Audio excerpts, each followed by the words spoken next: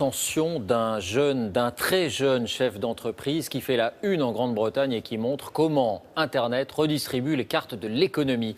Il avait fondé sa société à 15 ans en préparant le brevet. Il vient de la revendre à 17 ans, devenant ainsi l'un des plus jeunes millionnaires de l'histoire.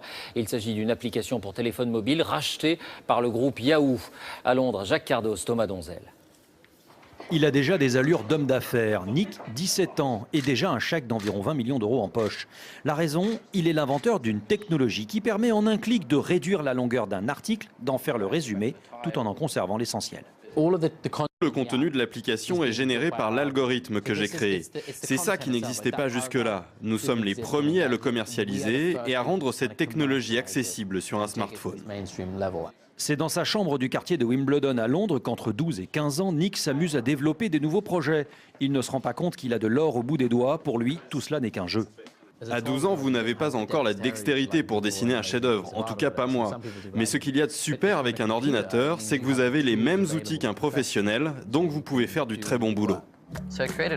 Ses 3 premières créations lui rapportent 20 000 euros. Il se fait remarquer et des investisseurs le financent à hauteur d'1 million d'euros.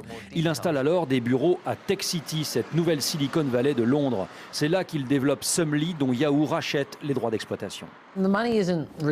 L'argent n'a pas été une motivation pour moi. Je n'aime pas rester les bras croisés. J'aime bien créer, donc pas question de partir à la retraite, même avec autant d'argent.